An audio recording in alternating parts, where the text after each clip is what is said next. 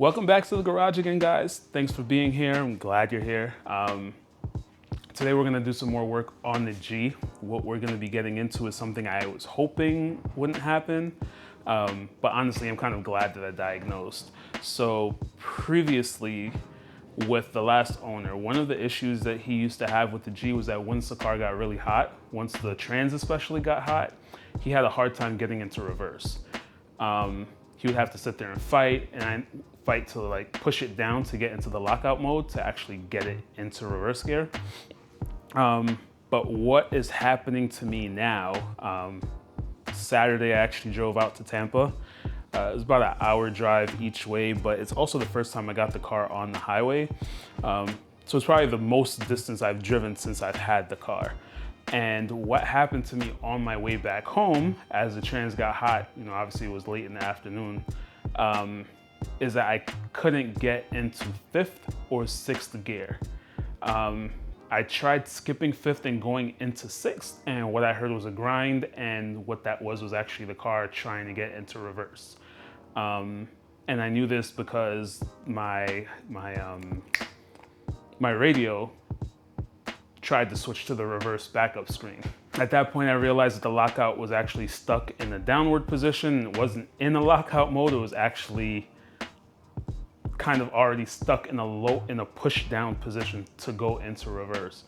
So what I did to test that was I actually I gripped the shifter upwards and went into 5th, and it went into 5th fine. So what seems to be happening is that once the car gets hot, either that shifter cup or one of the components in there is falling out of whatever spec it's supposed to be in, and it's doing wonky stuff. 1st through 4th work fine. The issue only happens once you get into trying to get into 5th or 6th when the car gets hot. So to resolve this issue, I basically had two options. I had the option of going with a chassis mounted system. So something like Cooler Works or Strike Fast. Those are typically the bigger names that you hear of. Those are gonna run you like, I don't know, $400 or $500. And then the other option was to go with a different shifter system. So I was thinking, and I previously mentioned Torque Solutions as one of my thoughts. But with that, I would still need to purchase the shifter cup, as well as the spring and the retention plate or lockout plate, because for some reason that wasn't installed on this car either. I have no idea if that has any impact on how this thing is behaving, but I'd rather change it out completely while I can. So that brings us to this Facebook Marketplace find. Is for a barely used, and I can see it as I inspect it, a barely used Stillen Short Shifter. This guy actually had it with a brand new shifter cup. Let me put this down so we can take a better look actually. Came with a brand new shifter cup on it. Obviously it's greased because you have to grease it to get the cup on. Brand new spring for the shifter. And this is the lockout / retention plate. So this little hump here is supposed to stop the shifter from going into reverse without being pushed down and over. So this was completely missing from the car. This should have been left installed with that Megan Racing shifter that was there. I didn't know it when I first went. I didn't find out until I started looking at shifters and realized how many other platforms retain this. So yeah. So I'm gonna go ahead, start getting everything out. We've got to remove the shifter boot, start pulling out all of the covers and insulators and all that other stuff. And then once we get that off, there is one bolt that we have to take off from underneath the car at the shift linkage. So I'm gonna go ahead and get started with all of this because it looks like it's about to rain outside. And I don't want to be in this hot garage with the door closed. So let's go. Let's go ahead, get it here, and start taking things apart.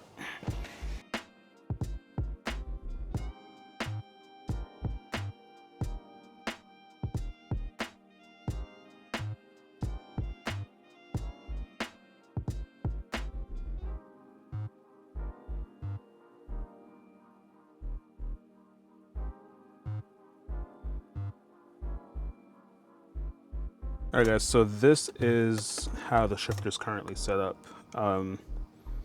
So I don't know, let me see if I can get light on that side. Yeah. So you guys see that little nub right there? That is the lockout. So that is what's supposed to keep the car from going into reverse when you're going in towards 5th or 6th. But as you can see, there is nothing there to stop it. So the way this thing goes into reverse is supposed to be a push down. As you can see the cup go down, down, over, and right. It's supposed to be reversed. But like I said, there's nothing to stop it. So what seems to be happening when the car gets hot is that this is getting stuck in a downward position. So I can't get 5th. Oh, I don't know why I did it there. Oh, because I let go, duh. I can't get 5th and I can't get 6th, but what I do get is reverse. So essentially what I had to do the other day was hold it up to make sure the cup wasn't stuck in the downward position, and grab it and push it into 5th or 6th. So we're gonna go ahead and get all of this out, and then I've got to go under and hope the exhaust isn't in the way. I mean, the drive shaft is right there, but I should have clearance hopefully to get under there and get the one bolt out that actually holds the shifter in place. So let's continue taking this stuff off.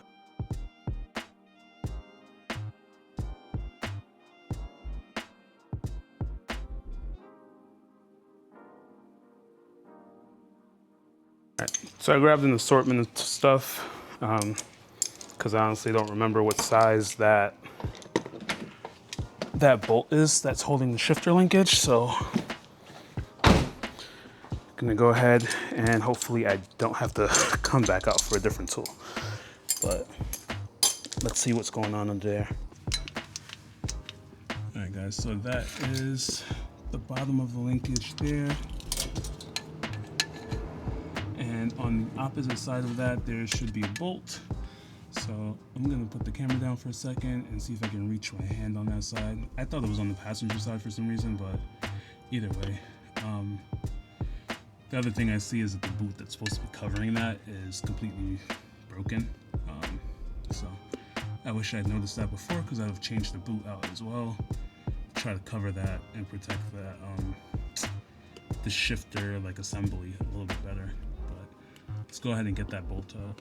I just tried one of the sockets I have, and it is a size 12. I'm gonna go ahead and break this thing loose. Try to get it out.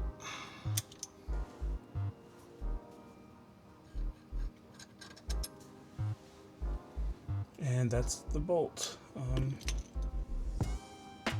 Looks like something else I might want to change one day. Just looks a little ugly on one side, like something was making contact with it, but whatever. For now, it's doing its job. So now we've got the linkage separated from the shifter itself. So I'm gonna go up above and take the shifter out of place and get the new one in there. And then we'll come back under the car and run that bolt back through it. So I did make one mistake while I was doing this. And that mistake is that I started, and now I've realized that I don't have the original hardware or the original screws that hold this retention plate down. So I'm hoping, I have my fingers crossed right now, that these screws will actually hold it in place.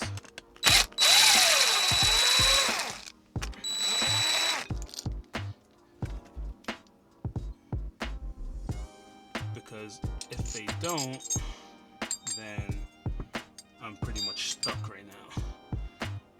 Let's get this thing out of here too. So let's go ahead and give it a try and see what happens here.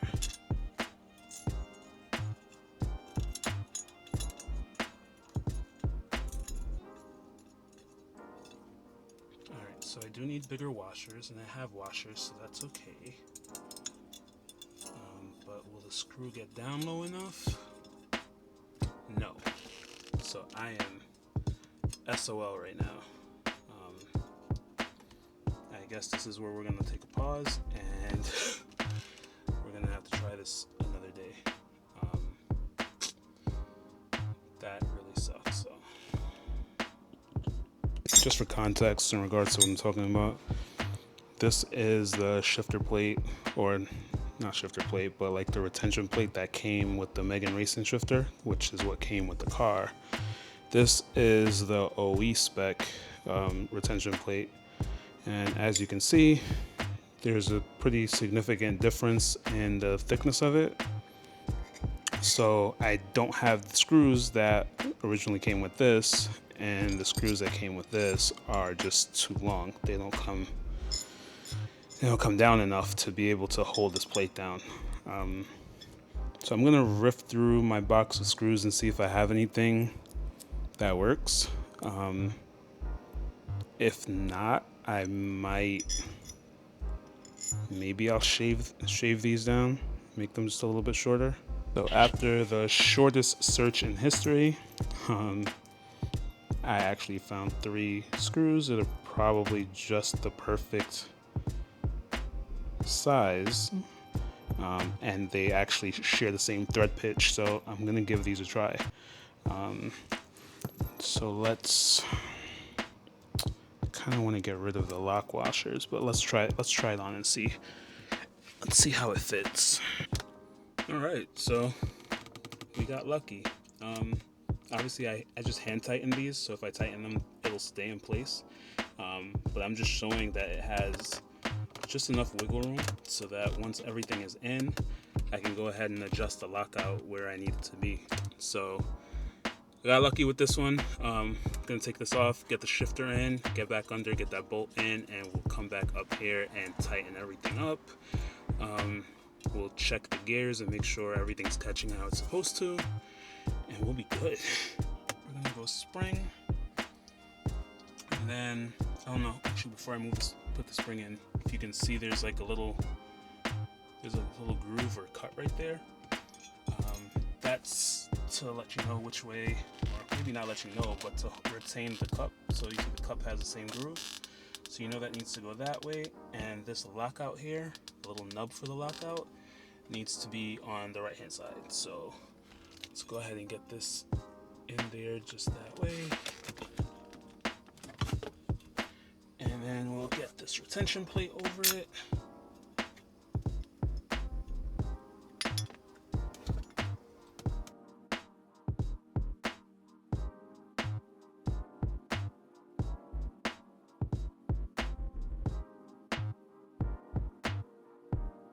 That just like that, and we're gonna head back under the car, get that bolt in place, and then once that's there holding the shifter, we can come up here and adjust the lockout plate and tighten everything down.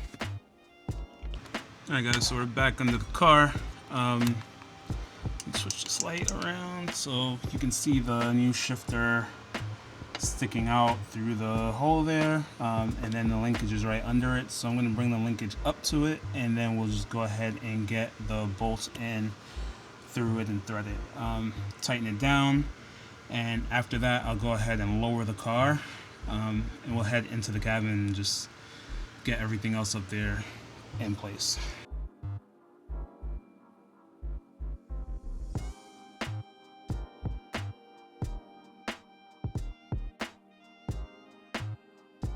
Back up top, everything's tightened below, so we're gonna go ahead and let's check our gears first of all. So we've got first, second, third, fourth. Oh, where's fifth at? Oop. Pretty sure that's not supposed to happen. I wonder how you tighten that. Well, that's something to figure out in a second. Alright, so that was actually my own error. I was getting ahead of myself, so we're in fifth right now. What happened was that this plate was all the way over, so I was actually missing fifth, when in fact fifth is right there, third is there. So I'm gonna get it into fifth and then adjust this plate. Let's go ahead and lock it down.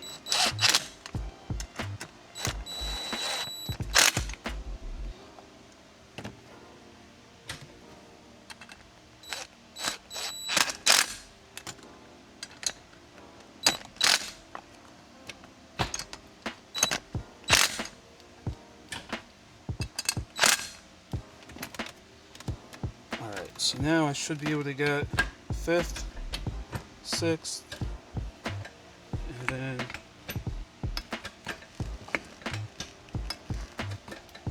reverse. Which I'm not sure is catching too great either. Ah, it is. I just got to get used to the shifter. Placement's a little different. Yeah, see, there it is. There's reverse. But now, got that lock, so I know that I think I want to change those springs. There's like a little notch right there. I don't know if you guys see it. Might be natural, might be normal, I don't know, but it doesn't happen going over that way. Actually it does a little bit. So maybe I'll change those return springs. I think GK Tech sells them for like 30 bucks or something. But yeah, sorry, I'm getting ahead of myself. So yeah, now that that plate is there, I know when I go over right and up, I'm in 5th. When I go over right and down, I'm in 6th. And I don't have to worry about hitting reverse at all. So yeah, I'm happy. Now what I gotta figure out is this thing. But I'm gonna read the instructions really quick. I had to get them online because obviously this was secondhand. So I'm gonna go double check the instructions and see if that's what it is. But otherwise, it looks like we're in a good place. I figured this thing out. Essentially what happened, you've got to get this upper section of the shifter onto this rubber bushing, and then once you've got that on there, there's a lock nut on the bottom here. I don't know if you can see that. Yeah, that's a bad angle. Bring this down. So there's a lock nut right down there. And once you start turning that counterclockwise, it tightens up against this upper portion of the shifter and locks it into place. So apparently the reason they did that, which I mean, it's cool I guess, but whatever, is so that you can get your shift knob into place first, like lock it down as tight as it goes, and then you can position it so that way if you've got like your actual gearing up here or anything else, you can keep it facing the right direction. In this case, I mean, all it's up here is an M for the Mishimoto, so whatever. But I guess if you had your actual gears, you want it to be straight and in line with everything that's happening, so that's why they do that. But now this is on there nice and tight. I don't think it's going anywhere. So I'm going to take this shift knob back off. Now that we've got that aligned. Yeah, I even had to take off, you can see, the side paneling just to be able to reach the nut there on the bottom because of the angle it sits at. But let's get this off. And the next thing that I actually need to do is get this back into place.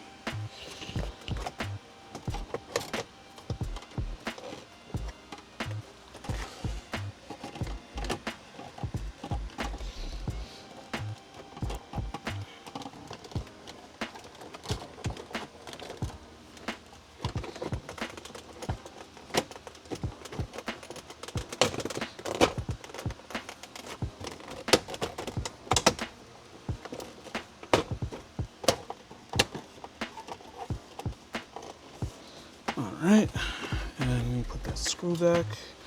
There were no screws holding this, so this stuff used to, oops, and that's a man down. Gonna have to get another screw. But yeah, we'll put a screw right in there to hold this trim piece in place, but we'll get back to that. For now, I just want to double check these bad boys. Make sure they're nice and tight, and it's still hitting that. So we've got 5th, we've got 6th, so we're perfect there. Start getting all of the insulators and brackets back in there. I've got to get another screw to put that trim back together. But that seems to be it. The only thing left to do is go for a test drive once this is done. So I'll probably do that soon. I wanted to say tomorrow, but if it's not raining, maybe I'll reverse out and take the car out for a quick drive and just see how it feels. But let me go ahead and get this stuff all closed back up.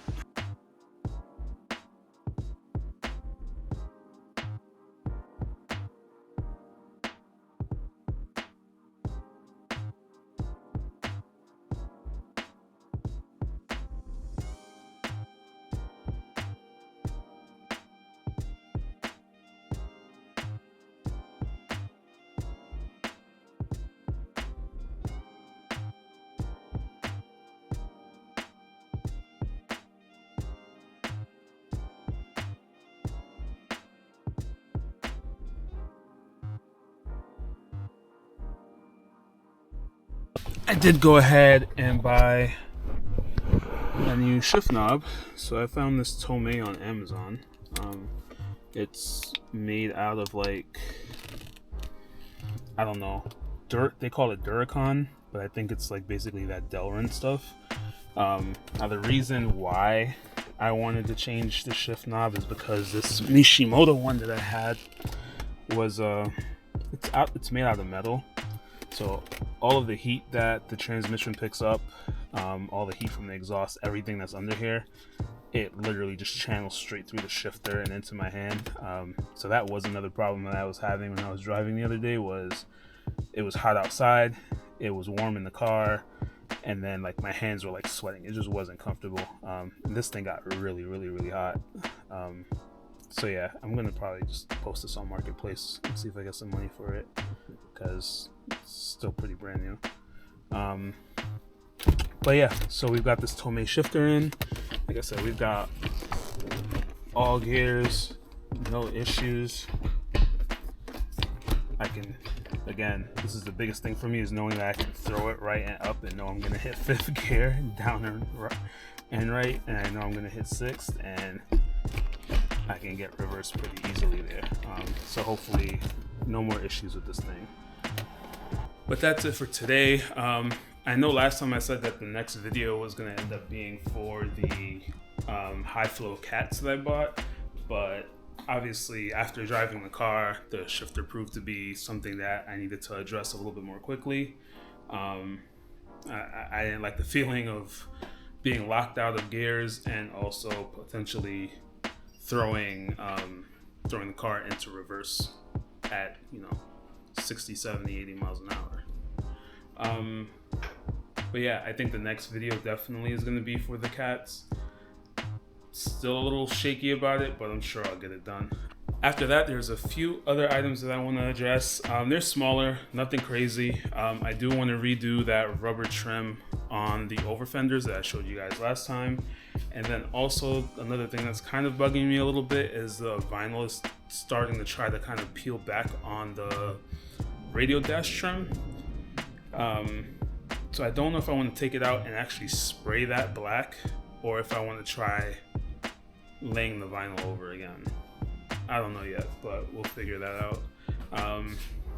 Only other thing I've got going on, I still have a very small leak from my somewhere from the tank in the air system. So if I leave the car for like a day or two, I might come back and it might be down like maybe 20 psi or so total. So it's not horrible. My tank's not empty. The compressor's not turning on after a couple of days, but it is something that I want to address and kind of look into. You know what, to be honest, I might actually just stop saying what's next and just do. I don't know if I want to schedule things, because right now I might say I'm going to do the cats next and something else might come up, or something easier might come up. Like I said, one of the things that came up today that I think I want to do is to change those return springs for the shifter. So I'm probably going to order those from GK Tech and get those swapped out as well. But appreciate you guys sitting through this. Hopefully it's not too long of a video. I haven't edited anything yet, but Until next time, peace out. God bless.